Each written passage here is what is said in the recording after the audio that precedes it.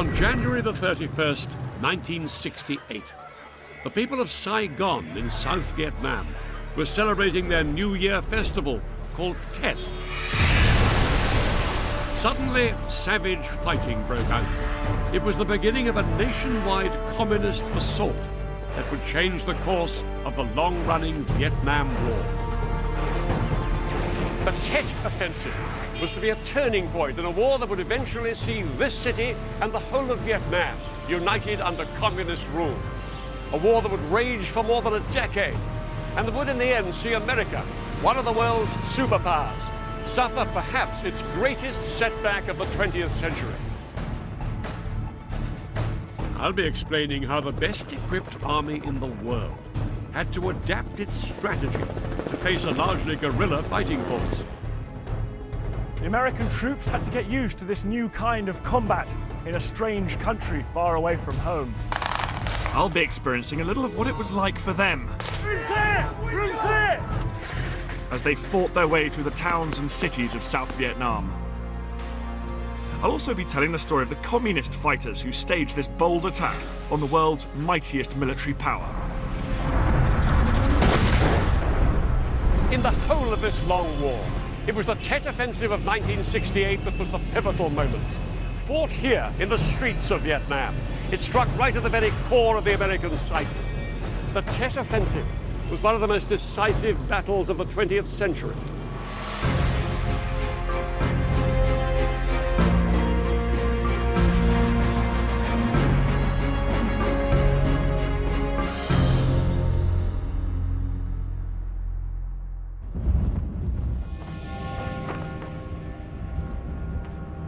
Since 1965, the Americans had been fighting the communist regime in North Vietnam.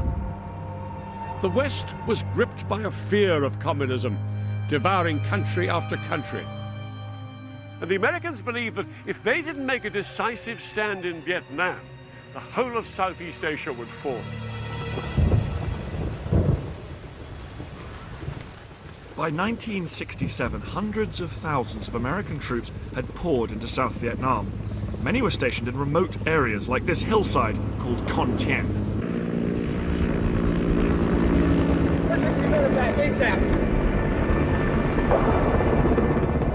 Con Thien was at the sharp end of the war in Vietnam. The fight against the communists had become so fierce that the Marines based here called it the meat grinder.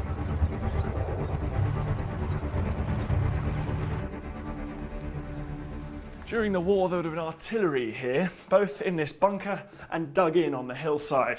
Most of it would have pointed that way, because just over there was a border that cut Vietnam in two. On this side, the Republic of South Vietnam, which the Americans were here to protect, and on the far side, the Communist North.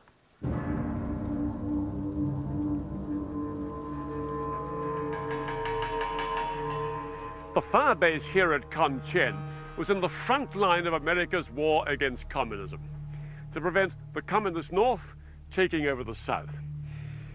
Con Thien was one of a chain of US artillery bases just south of the border. Here's the base right here. And here's the border, with a kind of no man's land either side of it, called the demilitarized zone. The demilitarized zone literally cut Vietnam in half. Down here was South Vietnam, a fragile republic governed by a military elite whose army needed America's help. Their capital was Saigon. The whole of Vietnam, north and south, is 1,000 miles from bottom to top. Up here, communist North Vietnam, backed by the Soviet Union and China. And leading it, in its capital Hanoi, the lifelong communist and ardent nationalist Ho Chi Minh. Known as Uncle Ho to his followers, Ho Chi Minh had trained and equipped an army of 500,000 North Vietnamese soldiers. Ho had successfully driven out the French colonial government in 1954, and now he was resolved to push out the Americans and reunite Vietnam under communism. The Americans were led by General William Westmoreland. With a clutch of medals from World War II and Korea, Westmoreland now led an American force of 500,000 troops in support of some 800,000 South Vietnamese soldiers. But the challenge faced by General Westmoreland and his men was all the greater because they didn't just have one enemy, they had two. As well as a threat from the north, the Americans and their South Vietnamese allies had to face thousands of local communist guerrillas here inside South Vietnam itself.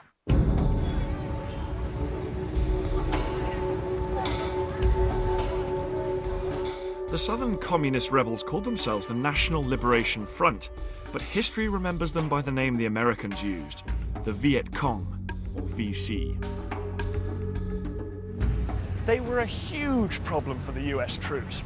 With no uniforms to distinguish them from the other villagers in South Vietnam, it was very difficult to tell who was friend and who was foe. You VC? Yeah, you Viet Cong, huh? You Viet Cong. You Viet Cong. I'm in Vietnam. You Viet Cong. You Viet Cong. Half the time, the Americans were fighting an enemy they just couldn't pin down. But the Viet Cong's ability to blend in was not their only advantage. They were also supplied by their powerful ally and effective controller in the north, Ho Chi Minh. The lifeline he set up to supply the Viet Cong was an incredible logistical feat. He sent North Vietnamese fighters, arms and equipment down the so-called Ho Chi Minh Trail, a network of unpaved roads and paths stretching hundreds of miles down the length of Vietnam. It was largely concealed in the jungle, just across the border, in supposedly neutral countries next door. I traveled south down the Ho Chi Minh Trail twice. We literally had to hack or crawl our way through the jungle. Some people would carry up to 80 kilos on their shoulders. There were even some hill tribes people who would carry up to 90 kilos, which for the women was more than their own body weight.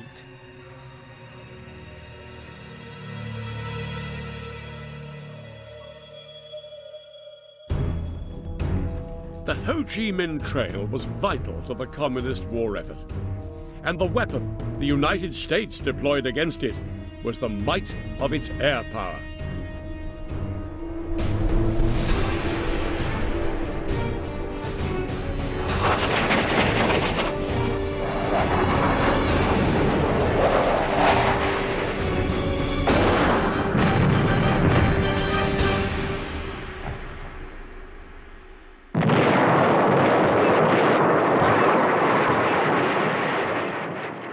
Some of the bombing targets were strategic points in North Vietnam: railways, bridges, factories, and so on. Another target for the bombers, including giant B-52s, was the Ho Chi Minh Trail. The Americans hoped their bombing would cut off the lifeblood of the rebels in the south. Just one of these B-52s could drop over 100 bombs and devastate an area a mile long by a quarter of a mile wide. In South Vietnam, the bombers would act on intelligence reports and try to hit Viet Cong strongholds. High explosive bombs and napalm, an extremely flammable liquid, caused terrible destruction. And much of the countryside, on which so many depended, was laid to waste.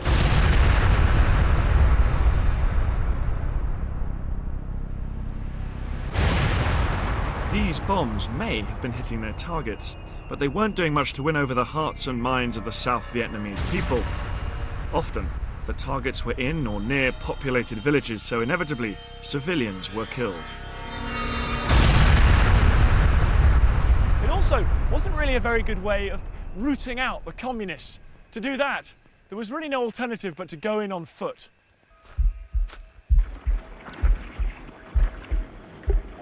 The South Vietnamese army and the Americans spent days patrolling the countryside, trying to hunt down the Viet Cong and looking for telltale signs that might indicate a Viet Cong presence. But they weren't just fighting an enemy that was scarcely visible, they were fighting the conditions too.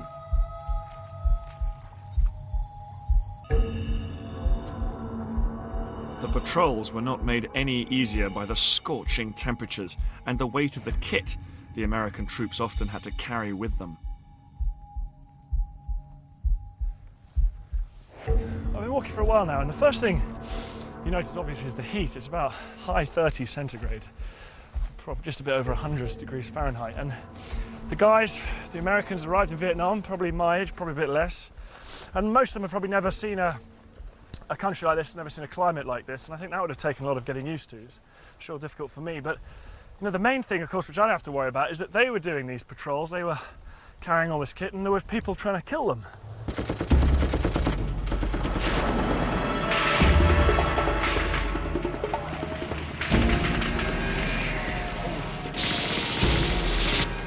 They wouldn't be getting any support, so they would have to eat, drink, apply medicines and fight with just what they were carrying. Of course, this wasn't really the case for the Viet Cong. They could afford to travel a lot lighter because they had supply dumps in friendly villages.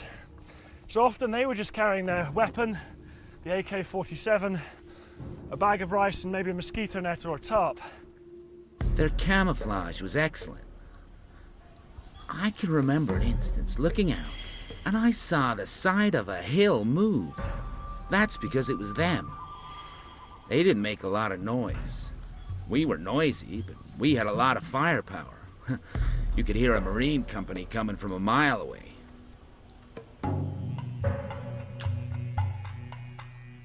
These patrols could be fatal, and many of the troops thought them pointless anyway. The enemy was just too slippery, too elusive. He wouldn't come out and fight the kind of set-piece battle the Americans had been trained and equipped for. The Americans did adapt to this new way of fighting, but just as they were beginning to make some headway in this war, everything changed.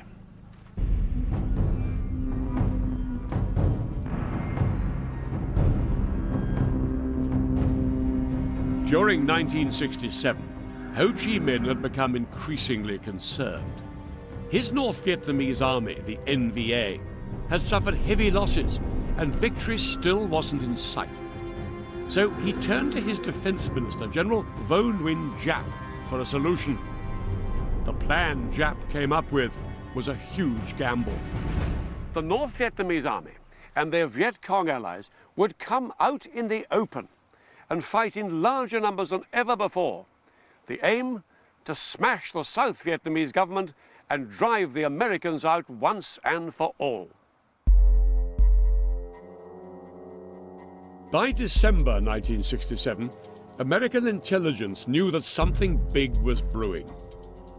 They'd received reports of significant activity on the Ho Chi Minh Trail, and then of a striking build-up of North Vietnamese troops near the American base of Khe Sanh, just south of the border.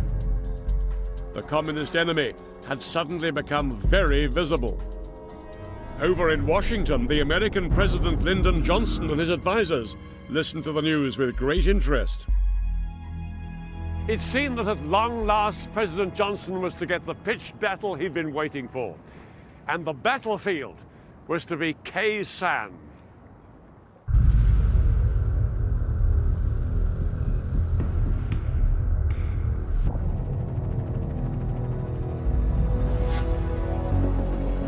The American base of Khe Sanh was situated in an isolated, hilly corner of South Vietnam, just a few miles from the border with Laos. There's nothing left of the base today, but in January 1968, this base was home to thousands of American and South Vietnamese troops. Khe Sanh is the westernmost American stronghold near the demilitarized zone, and has been built to stop enemy infiltration from the north and disrupt supplies on the Ho Chi Minh Trail along here. Here is Khe Sanh, and this is how it was laid out. Over 6,000 Marines and South Vietnamese troops were housed in one heavily fortified combat base, built around an airstrip. Surrounding the combat base were hills, fortified with bunkers, dugouts, and gun emplacements. By mid-January 1968, two whole North Vietnamese divisions, supported by elements of another division, some 20,000 men in all, had gathered in the hills around Khe Sanh.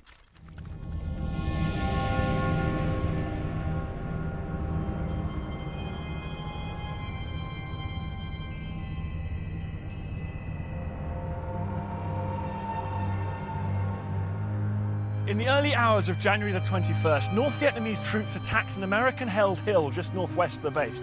Then, a few hours later, they launched a major attack on the very heart of the Khe Sanh combat base itself, right here.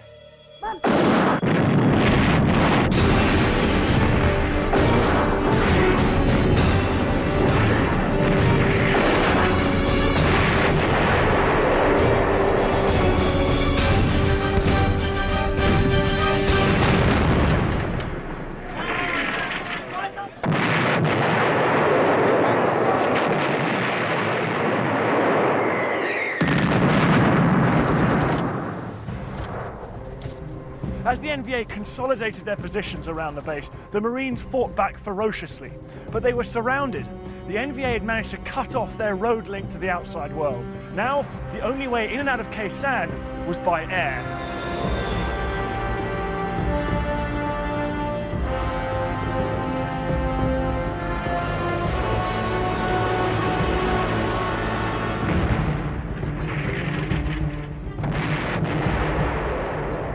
While the Marines fought hard to stop the North Vietnamese overrunning the vital high ground near the base, General Westmoreland directed more than 24,000 airstrikes against the attackers. He called it Operation Niagara. American aircraft dropped almost 100,000 tons of bombs during the siege. It was an operation that cost $1 billion.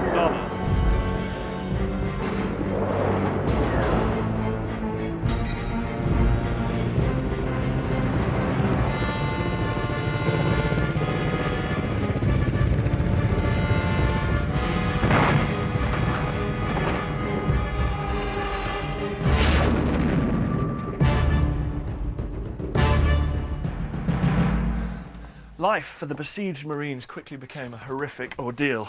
The base was shelled constantly. On average, 360 North Vietnamese rounds landed inside the perimeter each day. On the heaviest day of bombardment, 1,300 shells hit US positions.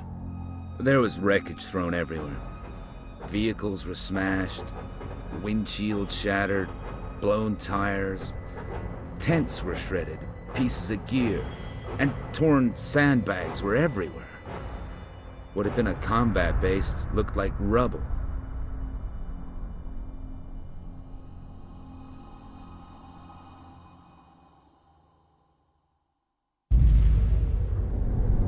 Back in Washington, President Johnson was deeply worried.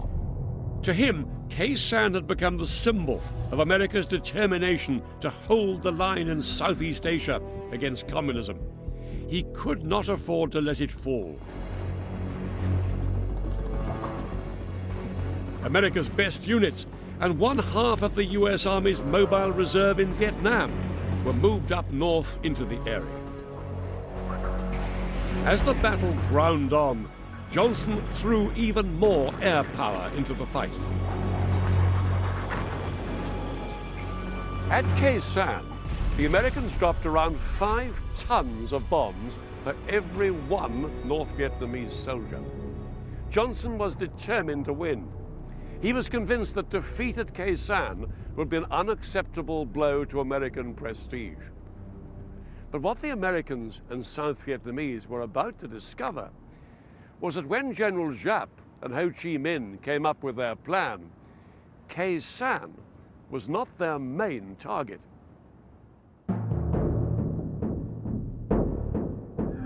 Ho Chi Minh's high command had a far bigger plan than the attack on Khe Sanh. While all American eyes were focused on the struggle for Khe Sanh, the leaders of the North Vietnamese Army and the Viet Cong met in bunkers like this to make final preparations for a far bigger assault. So far, the war had been largely confined to the countryside.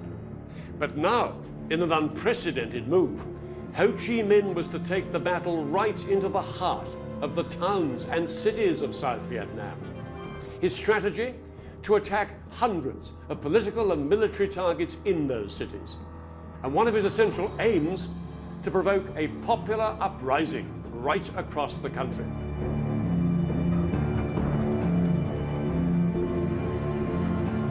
Communist fighters, weapons and supplies had been slipping into towns and cities across South Vietnam. They came in vegetable carts and even in funeral processions, all under the noses of the Americans and their South Vietnamese allies. But how was it that such a huge reservoir of men and supplies had been gathered so close to the cities, largely unnoticed by the Americans? One of the answers lay right beneath their feet.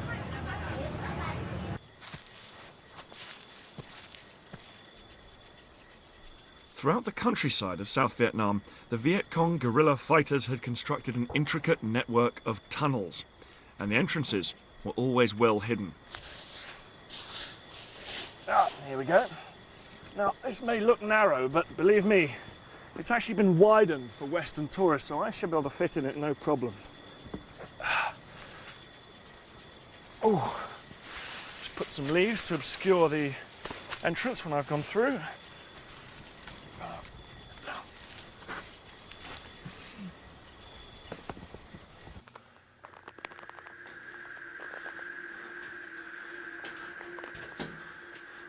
This labyrinth of tunnels at Cu Chi near Saigon was over 200 miles long in total. This complex was so well hidden that an American base was unwittingly built right on top of it. They had everything they needed down here. They had water, sleeping accommodation, storerooms, and even hospital facilities. What the Viet Cong had done in these dark and cramped tunnels was create a hidden fighting community capable of taking the battle into the heart of Saigon and the surrounding area. We were working day and night. It was a time of very secret and intensive activity. That's why Cu Chi was important. The tunnels were where preparations were made. By the end of January 1968, these tunnels were busier than ever. The weapons stockpiled here were smuggled into the cities. All this was in preparation for the largest communist onslaught of the Vietnam War.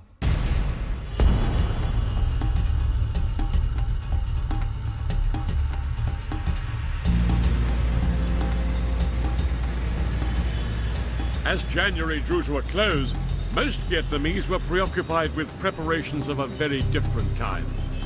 The Tet Lunar New Year was approaching, a very important holiday in the Vietnamese year, rather like Christmas and Thanksgiving and Easter all rolled up into one.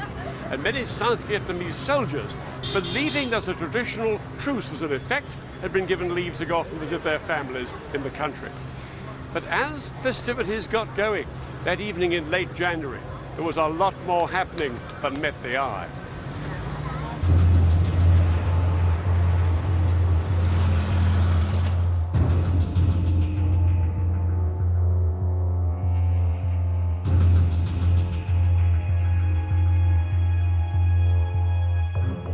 It was January the 31st, and under cover of the Tet celebrations, a group of Viet Cong were driving towards downtown Saigon. Their mission? To take control of the government radio station, then broadcast a call to arms for the people to rise up and overthrow the government of South Vietnam. Just before 3 a.m., the convoy of Viet Cong fighters pulled up outside the building. One of the Viet Cong leapt out of the lead jeep and shot dead the confused radio station guard. The war had come to the heart of Saigon. The Tet Offensive had begun.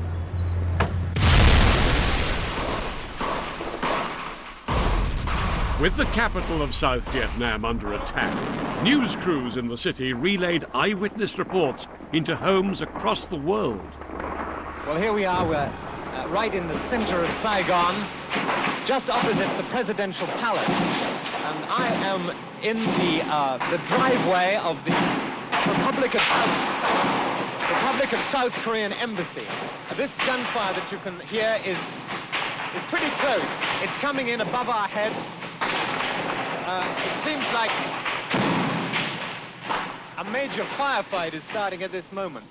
As the night wore on, news of attacks poured in from all over the city. General Westmoreland's own headquarters was attacked, and the nearby airport of Tan Son Nhut. The Viet Cong even seized the racetrack at Phu Top. It was the perfect rallying point for their fighters. But they also wanted to hold it to prevent the Americans from using it as a helicopter landing zone. In the city's center, they attacked the naval dockyard, and the radio station they stormed was nearby.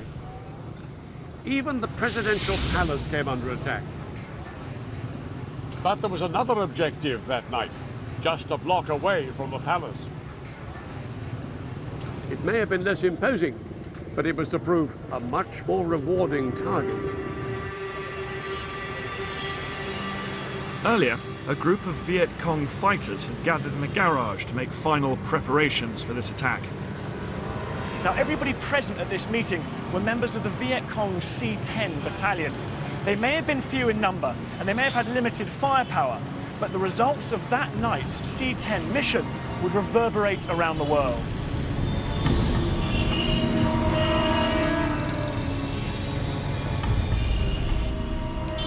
Here at the US Embassy, the symbol of American power and presence in Vietnam, that C-10 squad of Viet Cong fighters from the garage blew a 3-foot hole in the bottom of this perimeter wall. Their two leaders rushed in but were shot and killed by the American guards. Those guards then radioed for help, but it was the last message they'd ever sent, because then they too were gunned down in a hail of VC fire. After killing the guards, the remaining Viet Cong poured through the hole in the wall and into the compound itself. But their leaders were dead, and the momentum petered out. Instead of charging forward into the heart of the embassy, they took up position around here and simply fired pot shots at the building. A few blocks away from the American embassy, news of the chaos had reached newspaper and television reporters staying nearby. They rushed to the scene to find that reinforcements sent by American commanders were still milling around outside the embassy compound, with the Viet Cong inside. Lying flat in the gutter, I didn't know where the VC attackers were holed up, or where the fire was coming from. But we knew it was the big story. The journalists couldn't believe what was happening. From what they could see, it seemed that the VC had stormed and captured part of the US Embassy right here in the heart of Saigon. Realizing the huge symbolic implications of this, they sent back reports within hours of the attack from the beleaguered embassy to news desks right around the world. Now CIA men and MPs have gone into the embassy and are trying to get the snipers out by themselves.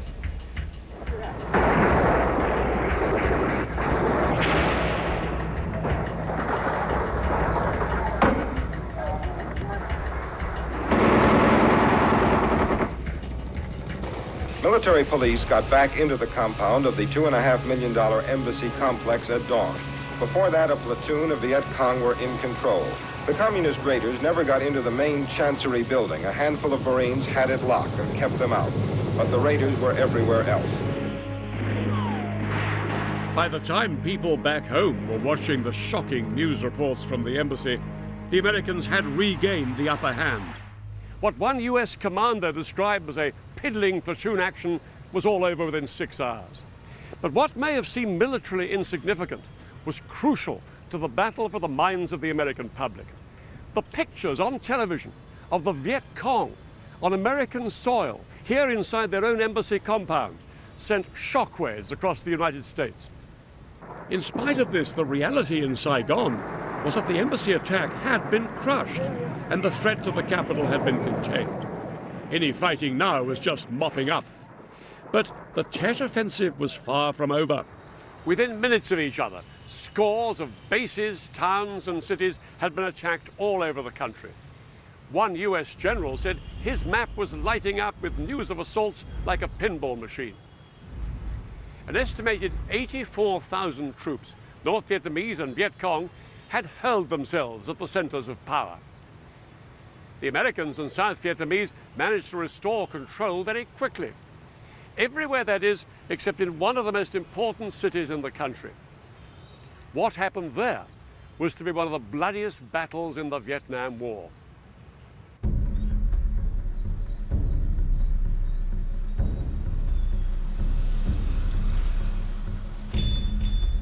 Previously untouched by war, the ancient city of Hue was one of the most revered places in the country. A center of learning, religion, and culture, this imperial city had huge symbolic importance for both North and South Vietnam.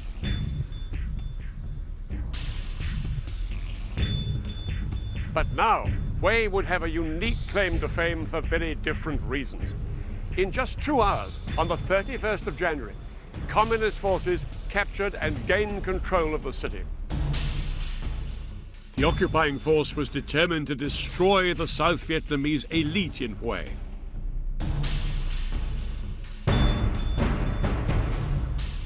They immediately rounded up everyone they thought was a threat. As many as 5,000 people disappeared. The American High Command and its South Vietnamese allies could not allow Hue to remain in communist hands under any circumstances. If this venerated city wasn't recaptured soon, it would be a spectacular propaganda victory for Ho Chi Minh.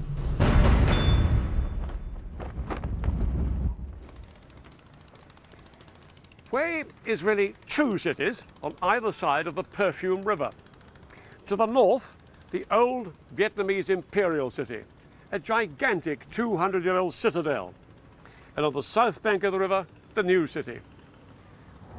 Some 5,000 North Vietnamese and Viet Cong had stormed the northwest wall of the old city and had taken control of much of the ancient citadel.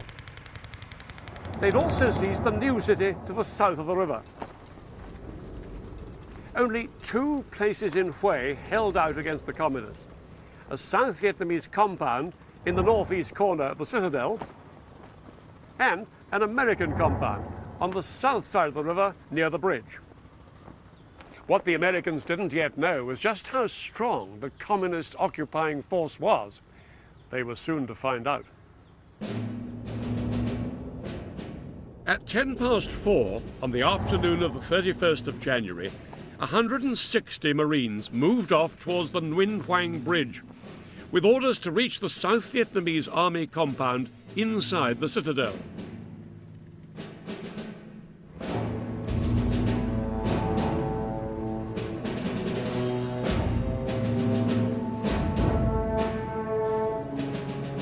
Just as the Marines reached the middle of the bridge here, a machine gun opened up on the far bank right in front of them. 10 Marines were killed or wounded, then the rest, taking cover, hit the deck.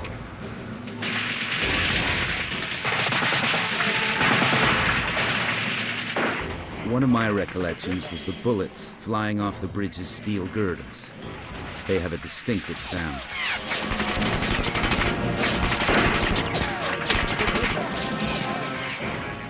The commander had serious doubts about leading his men forward, but he felt he had to obey his orders to cross the bridge and continue his mission.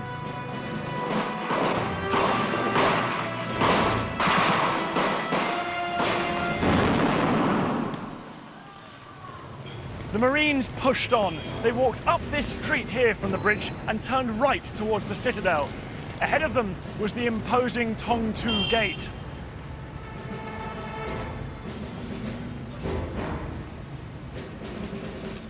I just turned the corner and got to about the first tree on the right. And suddenly all hell broke loose and a hail of bullets rained down on us from the gate up the street in front. I looked up, and all I could see were the muzzle flashes of NVA machine guns. NVA soldiers were dug in on top of the gate and citadel wall. We were like sitting ducks.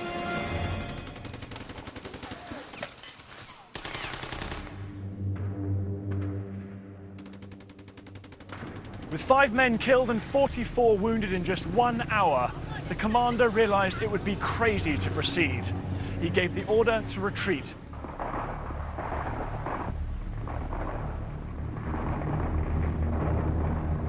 The Marines made their way back over the bridge to their base in the new city. So, at the end of day one of the Tet Offensive in Hue, the Americans had a better idea of the mammoth task they were facing.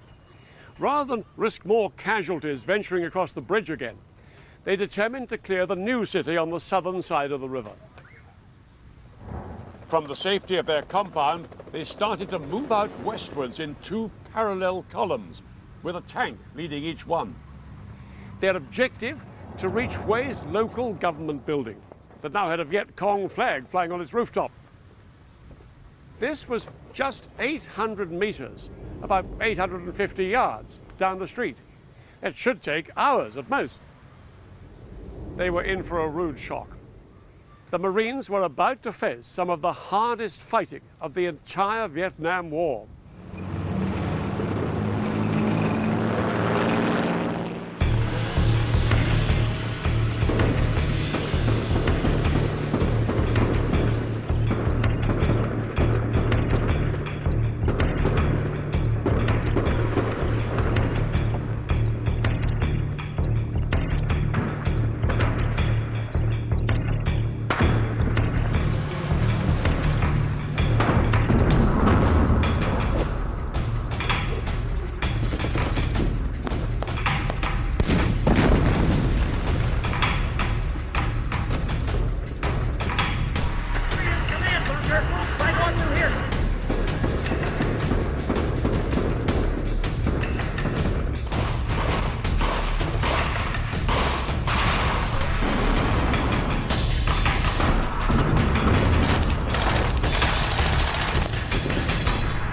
Most of the Marines had spent the last few months fighting in the countryside. Many had little or no experience of combat in urban areas. To make matters worse, the US High Command had banned the use of heavy artillery and airstrikes in Hue. This historic city was not to be destroyed. The Marines were on their own.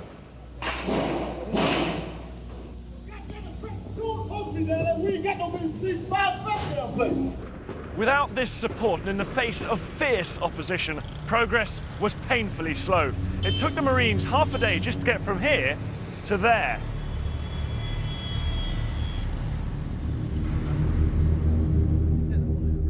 We'd been trained to fight out in jungles and rice paddies. That's what we'd been doing until Hue. In Hue, the NVA were properly dug in everywhere. We couldn't go through any open space. We had to find a completely new way of fighting.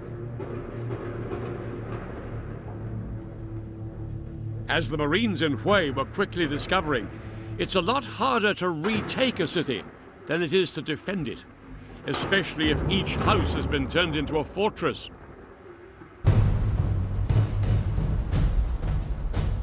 To find out more about urban clearing, Dan and I joined the 1st Battalion of the British Parachute Regiment on a training exercise. So has already? Yeah, I think so. I hung back with the commanding officer, Just waiting for each bayonet. Sure, sure. while Dan, in full combat gear, was poised for action. The brief was to clear 4 houses of an enemy who had infiltrated the village. An urban environment is extremely difficult to secure because it provides so many opportunities for effective defense. In Hue, the Marines had to deal with troops who could be anywhere in the buildings, from the rooftops to the cellars. Rapid fire in 10!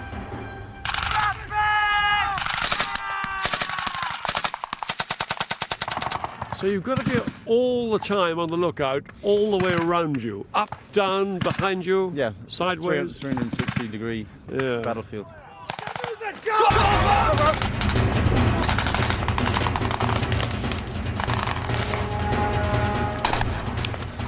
With a special camera mounted on my helmet, I recorded all the action as we moved towards the first building. That's 8 platoon are assaulting now, so that's the break-in. That's our main effort to get that first building. In goes Dan.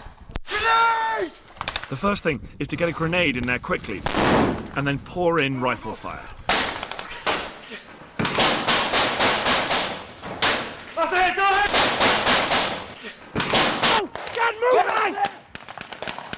Urban fighting eats up resources and manpower. Go! Once you're actually in the first room, you then have to search out every part of it. It is dark and you have no idea what you're up against. You have to keep communicating with one another, but very quickly it gets totally chaotic. The American Marines had only 4 blocks to clear in Hue, but it's easy to see how tough a job that was. Amazing how many people it takes to clear a house. Yeah, it's going to take up to a company of 100 men to clear these 4 houses, so a platoon in each, and that's stretching us. You've got to clear every single room one at a time, and in each room there could be booby traps, tripwires, trapdoors, and hidden entrances. Around every corner there could be someone about to kill you. Get him in, Millside! Go! I move!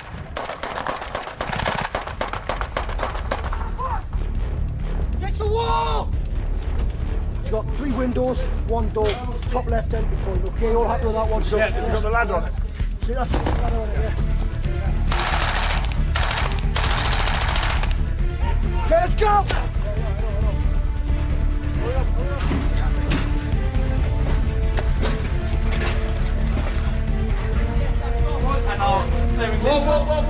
Go, go. Okay, shoot. Let's get back, move back!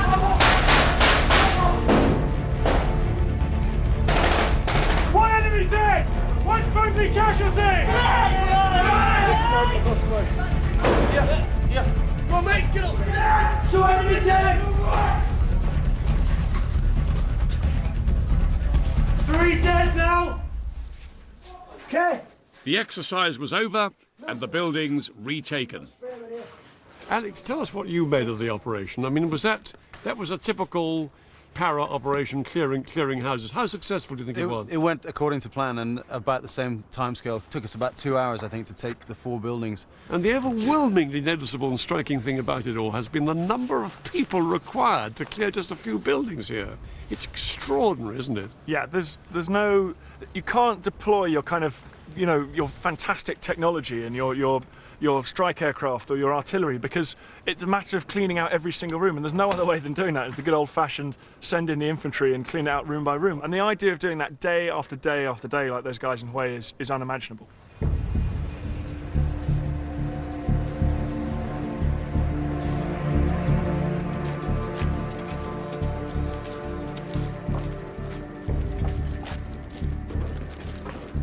February 3rd, 4 days into the Tet Offensive, the ban on supporting air attacks in the new city was finally lifted. With this air support and with their tanks, the Marines' progress started to speed up.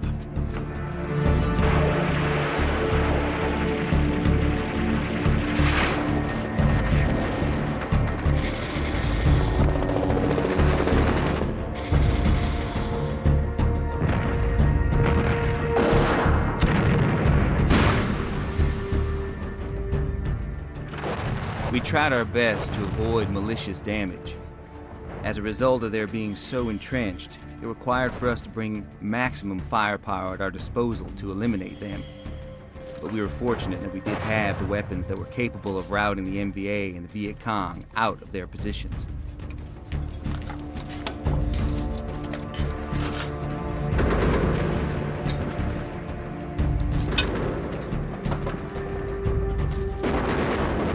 Three days later, the Marines finally secured the local government building.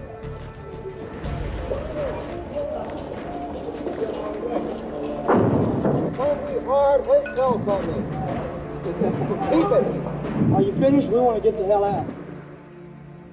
It had taken a week to advance just 800 meters. Little more than 100 meters, that's about 100 yards a day.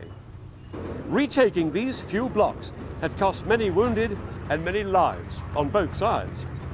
The North Vietnamese Army's resistance on the south side of the city was now broken. But in the citadel, over on the north side of the river, fighting had reached stalemate, and the North Vietnamese Army had the South Vietnamese troops boxed in.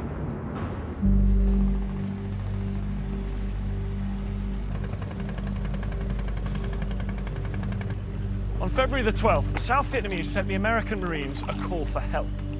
The trouble was that the bridge connecting the new city with the Imperial Citadel had been blown up by the communists. The only way of getting over there was by river.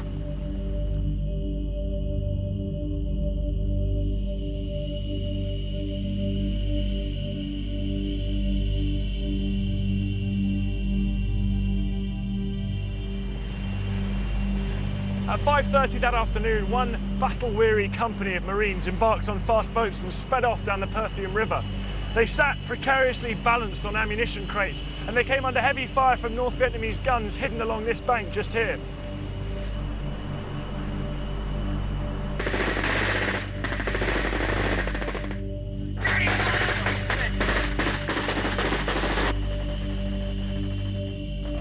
It was a nerve-wracking journey, but the only way to help the South Vietnamese and win the battle for Hue was for the Marines to get into the old city. This is where the boats picked up the Marines. Here it is on the map case, just here on the south side of the Perfume River. They were ferried up the river, round here, to the northeast corner of the citadel, where the South Vietnamese forces were trapped. Men and supplies were offloaded near one of the gates and rushed in to reinforce the South Vietnamese inside.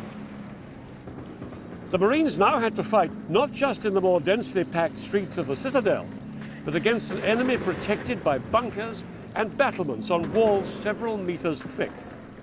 The North Vietnamese were scattered throughout the city and heavily entrenched on the eastern side of the citadel and on the walls of the imperial palace itself. The South Vietnamese had tried but failed to push back their enemy. It was now up to the Marines.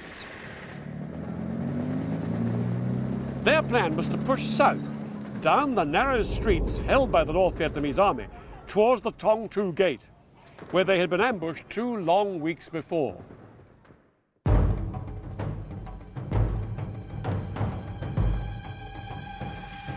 Now the Marines found themselves in another unfamiliar battlefield, a gigantic fortress surrounded by high battlements and defensive moats. In fact, this citadel was such a unique landmark that, unlike in the new city, the South Vietnamese still wouldn't allow the Americans to bomb it. In some places, these historic walls are up to 100 feet thick. This new environment presented the Marines with some difficult choices. They could either stay down there in that tight warren of streets fighting house to house, or they could come up here onto the walls where there was far greater mobility, but they would be totally exposed.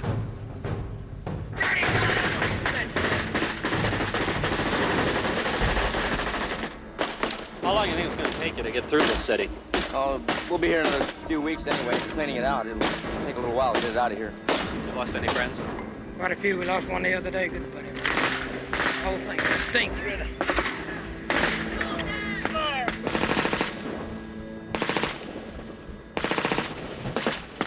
By now, the North Vietnamese army and the Viet Cong were beginning to suffer. But General Giap's men knew that for every day the communist flag flew over this sacred city, it sent out powerful propaganda messages to the Vietnamese people and, even more significantly, to America.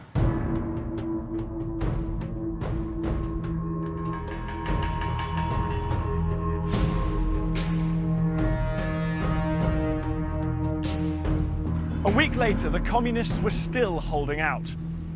This imperial palace was the source of intense frustration for the Marines. They were still forbidden from simply levelling the walls, and as a result, they were losing men fast.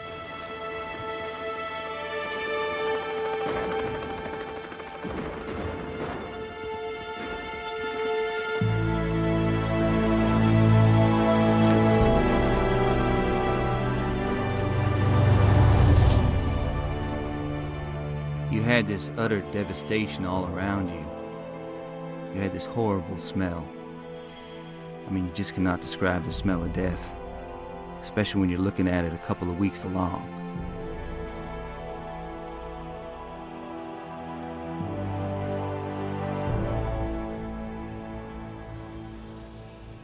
Then the Marines got some welcome news. The US airborne cavalry had managed to cut off their enemy's supply line into the old city here. And on top of this, the South Vietnamese had given permission for airstrikes on the citadel. The noose was tightening round the communists. They were fighting for survival, and the Americans prepared for their final push.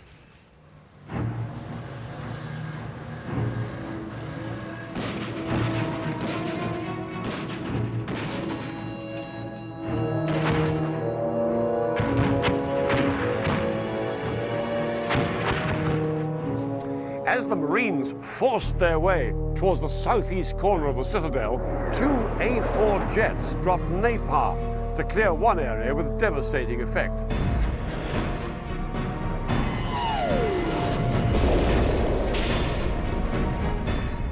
Now able to use every weapon in their armory, the Marines in the citadel put all they had into breaking the hold of the North Vietnamese army on the Imperial Palace.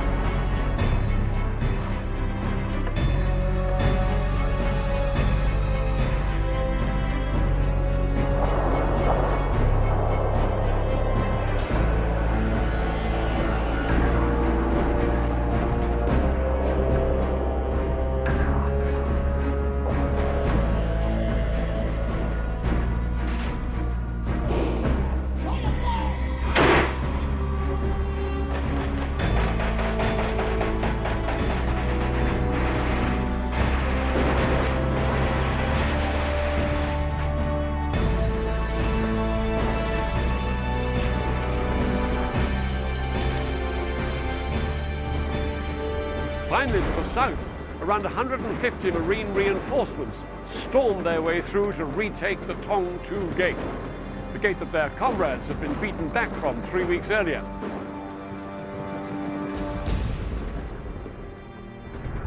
After nearly a month of heavy fighting, the Imperial Palace was retaken and the city was back under South Vietnamese control. The battle for Hue was effectively over. Ho Chi Minh and General Giap's Tet Offensive had failed. They'd failed to prompt a general uprising of the people of South Vietnam. They'd failed to defeat the American and South Vietnamese in battle. Of all the 100 or so towns and cities they'd attacked, they hadn't held on to even one. And now the Viet Cong was effectively wiped out as a viable fighting force. It was a devastating loss for the enemy. We thought we had done a wonderful job. In the big picture, Hue was a huge turning point. Westmoreland had triumphed, or so he thought.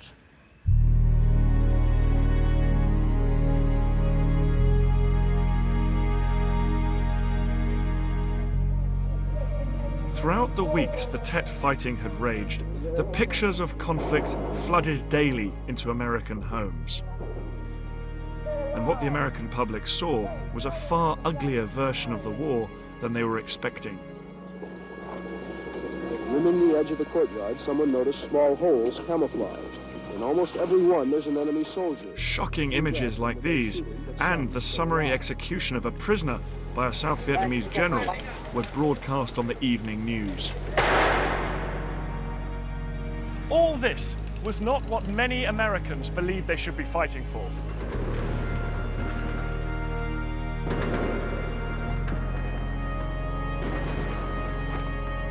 But perhaps the final blow was that the television and newspaper images suggested that President Johnson and General Westmoreland had got it wrong. The Tet Offensive appeared to show the communists were a lot stronger than the American people had been told. The end of the war seemed even further off than ever.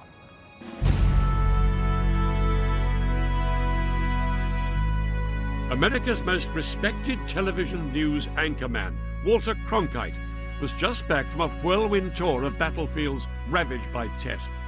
He filed a pessimistic report that would strike a chord with millions.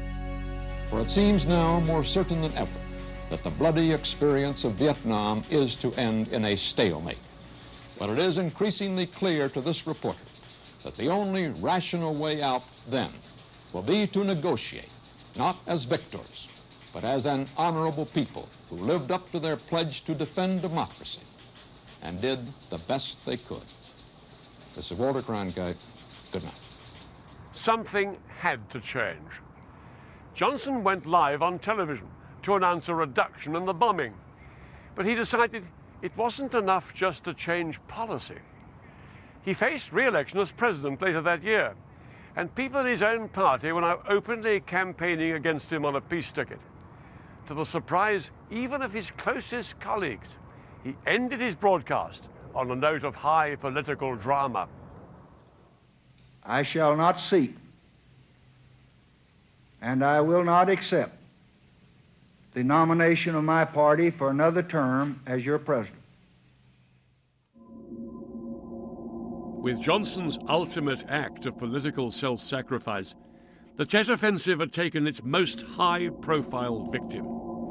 The battle America's military claimed as a victory had turned into a political disaster.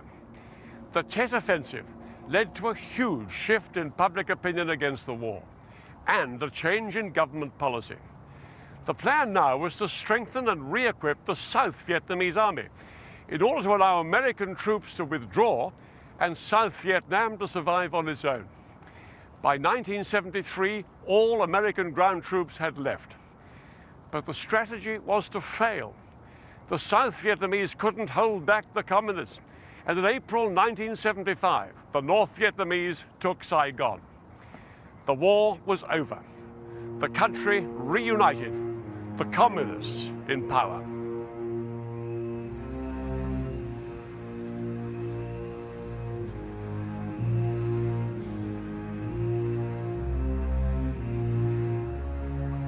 Over 1 million Vietnamese people died during the Vietnam War.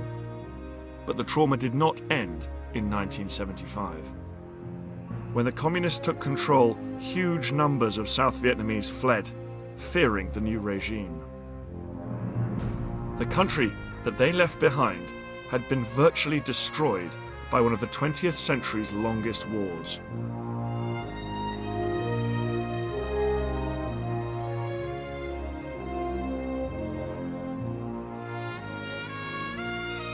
Most Americans had entered the war believing they were fighting a just cause.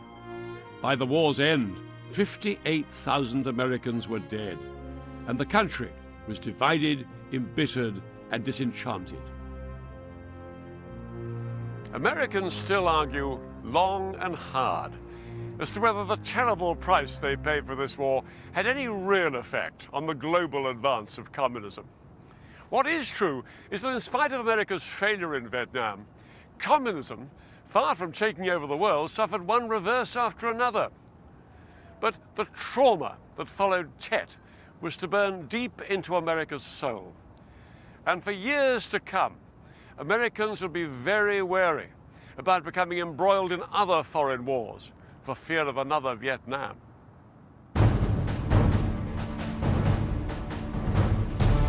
Next time, the story of the 20th century's biggest conflict between Arabs and Israelis. In October 1973, Egypt and Syria stunned Israel with a surprise attack. For 3 weeks, the conflict swung violently from side to side. I'll be finding out how the Arabs used new weapons against the Israelis with devastating consequences. And I'll be revealing how Arab and Israeli commanders astonished each other with the boldness of their strategies.